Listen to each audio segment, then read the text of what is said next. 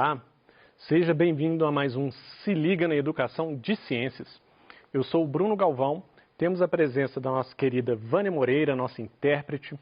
Nós vamos trabalhar algumas informações interessantes com vocês, alunos do 9º ano do ensino fundamental hoje. Nós vamos falar sobre filogenia e cladogênese.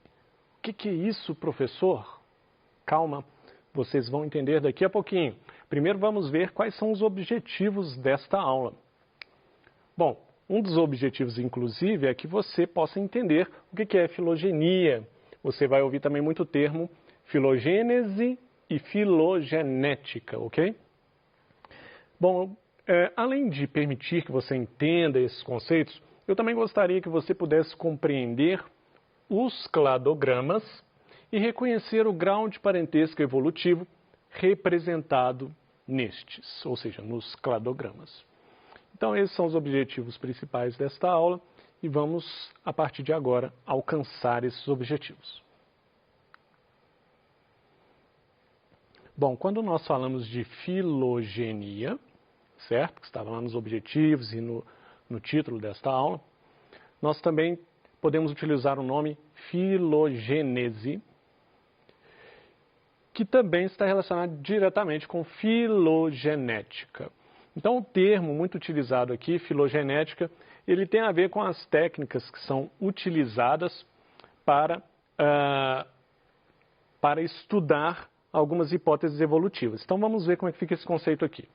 A filogenética é uma ciência que visa definir hipóteses sobre a relação evolutiva dos organismos, desde os ancestrais até seus atuais descendentes.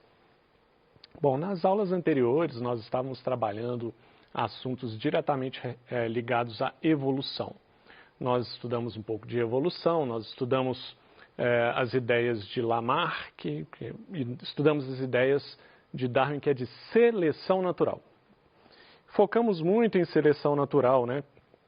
Que é a seleção do meio ambiente, que o ambiente, né, ele tem situações adversas que vão selecionando organismos bem adaptados àquelas condições. Depois nós entramos aí em algumas ideias falando sobre origem da vida, nós falamos de biogênese, que é a principal ideia, que diz que um ser vivo ele sempre vai ser derivado de outro ser vivo, certo? Nós falamos também, pensando em origem da vida, como que as primeiras moléculas orgânicas surgiram.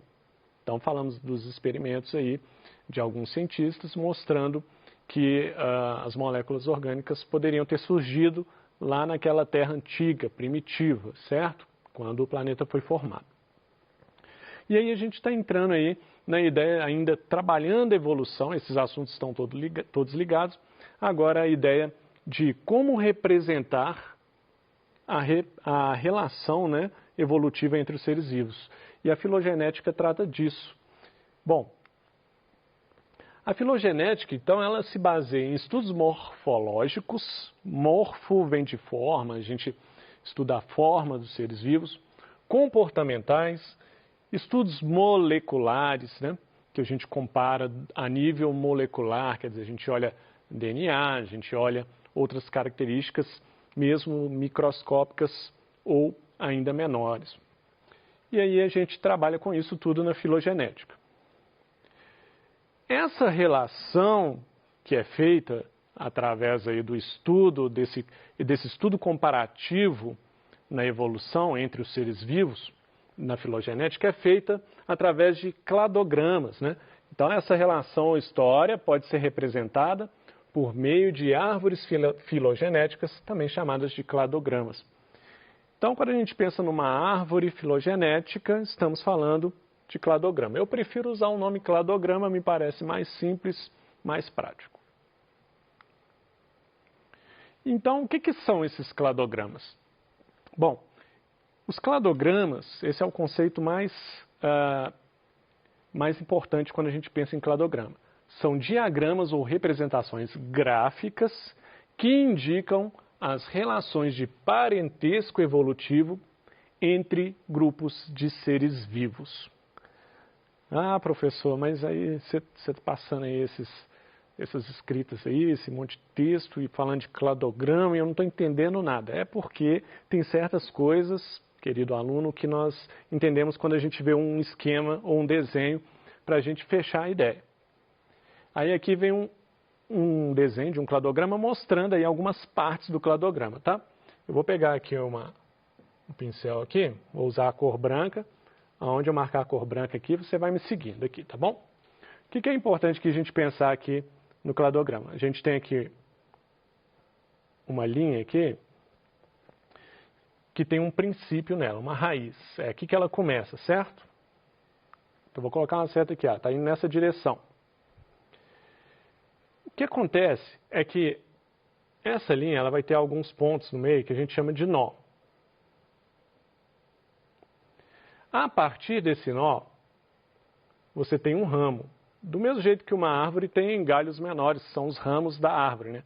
Então imagina que a base, a raiz desse cladograma é como se fosse o tronco de uma árvore, né? Que parte da raiz inclusive. E que os galhos seriam esses ramos que se formam aqui, ó. Então tem um ramo aqui, tem um outro ramo aqui, né? São os ramos.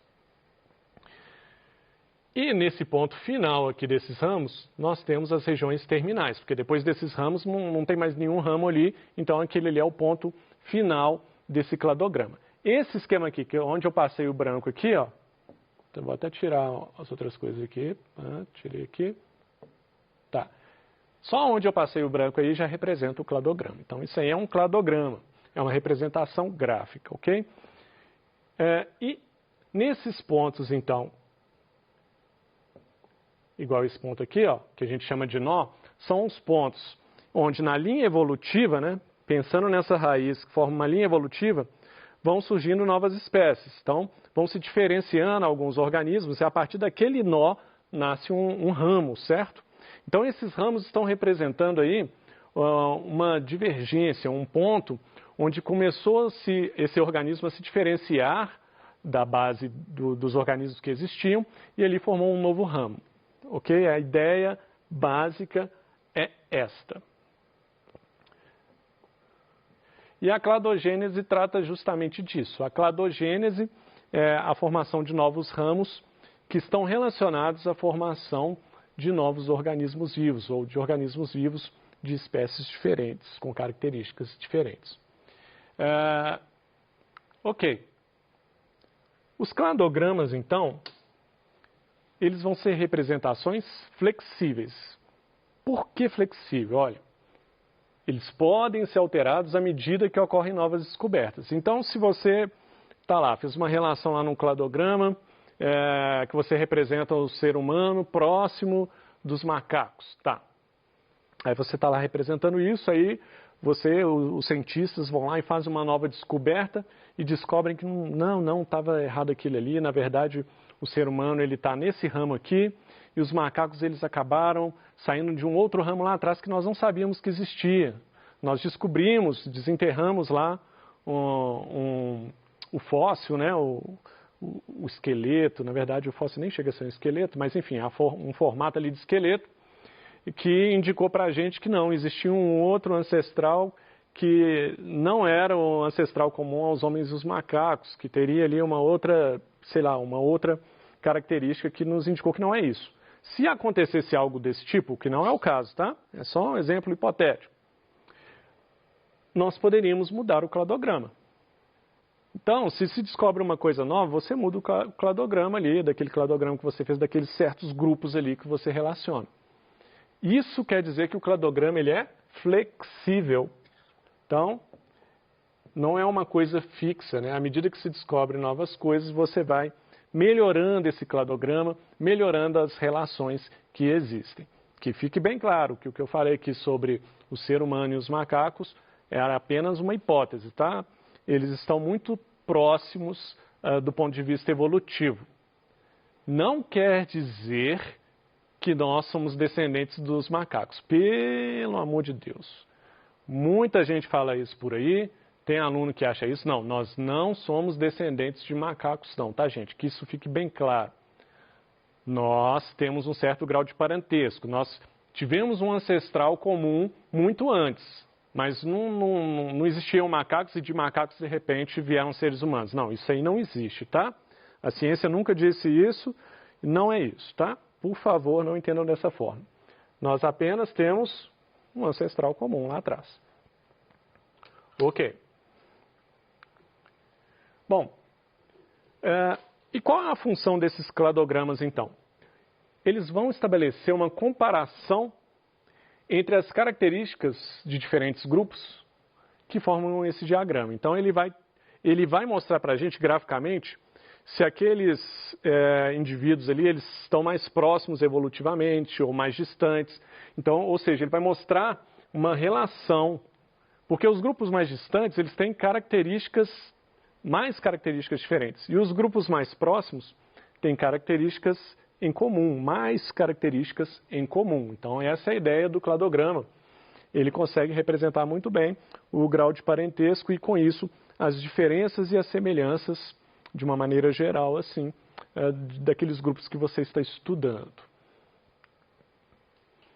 Ok, agora vamos aqui para um exemplo aqui mais prático, com alguns nomes que vocês já trabalharam aí, ou nas séries anteriores, ou nessa série, mas especificamente no 8º ano. E no 7º costuma-se trabalhar assim com alguns reinos.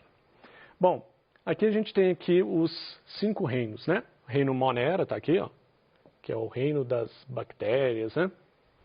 Protista, ou protoctista, que é dos fungos e das algas. O reino Plantae, que como o próprio nome indica, né, das plantas. O reino Fungi, dos fungos. E o reino Animalia, dos animais, ao qual nós pertencemos, né? É outra coisa também, não é porque a gente não é originado dos macacos que a gente não seja animal, não, tá? Somos animais, mas não somos originados dos macacos. Então, estamos aqui no reino Animalia, sim. Bom, agora, reparem nesse cladograma, né? Nessas linhas brancas aí. Aqui faltou a raiz, né? Deixa eu colocar a raiz aqui na mão aqui. Tá aqui, ó. Então tá. Então você tem essa base principal que parte aqui da raiz. Raiz. E o primeiro grupo que aparece aqui depois da raiz é o reino Monera. Isso já indica uma coisa pra gente aqui nesse cladograma. Que evolutivamente esses seres vivos surgiram primeiro. Então, quanto mais próximo da raiz, igual que o reino Monera aqui, ó, significa que esses seres vivos, na linha evolutiva, eles surgiram primeiro. Aí depois, quais os seres vivos que surgiram? Os protistas, que a gente tem aí, algas e protozoários, né? Eu não sei se anteriormente eu falei algas e fungos, se eu falei fungos, vocês me perdoem, tá? Algas e protozoários. Apesar de que algas e protozoários evolutivamente são bem distantes, mas aqui as algas estariam aqui numa posição interessante. Logo, depois de muitos anos, poderiam surgir as plantas. Os fungos teriam surgido depois e os animais, comparando esses 5 reinos aqui, teriam sido os últimos a surgir do ponto de vista evolutivo, né, no planeta. Então, desde que o planeta Terra foi formado, a gente teria mais ou menos aqui, nós teríamos essa ordem aqui de surgimento dos seres vivos. Então, primeiro bactérias, depois algas, provavelmente unicelulares ainda, né? Depois nós teríamos o surgimento das plantas, depois teríamos o surgimento dos fungos e, finalmente, o último reino que teria surgido aí seria o reino dos animais. Então, de certa forma, a gente vê aqui que existe como se fosse acho que escada não é o termo adequado, não, mas seria uma linha evolutiva do ponto de vista de complexidade também, né? Porque a gente tem que pensar aqui que esse primeiro que surgiu aqui, ó, o reino Monera, eram de organismos que não tinham nem núcleo definido ainda. Então a gente tinha organismos que já tinha DNA e tal, mas não tinha núcleo, não tinha membrana nuclear. Aí já começa a surgir organismos que têm membrana nuclear, protistas. Aí depois começa a aparecer organismos mais complexos, que não são unicelulares, que não são formados por uma célula. O reino Plantae, que aí a gente já tem organismos, então, formados por várias células. Aí nós temos o reino Fungi. Por muito tempo achou-se que o reino Fungi não estava nessa posição, mas algumas características têm deixado o reino fungi mais próximo do reino animal. E nós temos fungos também multicelulares, formados por várias células. E, finalmente, né, o que teria um grau de complexidade orgânico maior seriam os animais. Então, evolutivamente, ocorreria dessa forma. E o cladograma representa justamente isso. O cladograma ainda representa, então, os que surgiram primeiro, os que surgiram depois, né? E também representa a distância entre eles. Por exemplo, se eu olhar o reino Monera com o reino Animalia, eles estão muito distantes. Isso indica para a gente que, fisiologicamente, olha só, isso significa que eles são muito distantes em características físicas, características químicas. Então, eles estão muito distantes. Quando eu comparo, por exemplo, o reino planta com o reino Animalia, eles estão mais próximos do que o Animalia do Monera. E aqui a gente já tem células com núcleo, né, no reino Plantae, que é a mesma coisa no reino Animalia. Nós temos organismos mais complexos, né, de grande porte, também temos no reino Plantae e no reino Animalia. Então, algumas características vão ficando mais próximas à medida que eles estão mais próximos também nesse cladograma. Ok. E aqui o famoso cladograma que indica aí a evolução aí de primatas, né? Quando eu falo primata, eu não estou falando só de macacos, estou falando de seres humanos também, que são primatas. Mas repare aqui como é que seria esse cladograma aqui, como é que seria essa evolução. Eu não vou preocupar tanto com o nome aqui, tá? Mas nós teríamos aqui uns macacos mais primitivos, um dos primeiros a surgir seriam esses aqui, né? Os ilobates, que está mais próximo da onde? Da raiz. Então, seriam os primeiros macacos a surgirem. Depois surgiriam os pongos, depois os gorilas, depois o pan, que se eu não me engano é o chimpanzé. Então, esse cladograma está mostrando que certos primatas foram surgindo primeiro uns que os outros. E que os hominídeos, né, eles teriam surgido aqui por último. Repare que eles não estão ligados no mesmo ramo, tá? Não é que, olha, aqui não tem uma outra ramificação aqui em cada ramo desse. Não, tem isso não. O que a gente tem aqui é um ancestral comum, ancestral. E desse ancestral, em cada nó desse aqui, ó, lembrando que eu estou representando um nó aqui por pontos, em cada nó aqui surgiria um ramo novo. Ó.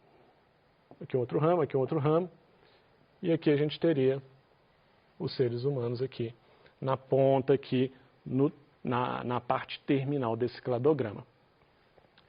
Esse cladograma aqui é um cladograma clássico, que compara aí, do ponto de vista evolutivo, o desenvolvimento dos primatas entre si, mas que separa claramente o grupo dos humanos. Olha, aqui um grupo dos humanos, aqui um grupo de macacos e aqui um grupo mais primitivo de macacos, bem separados aqui. Apesar de existirem características muito próximas entre eles, eles são, obviamente, de espécies bem diferentes. Bom, essa é a ideia do cladograma.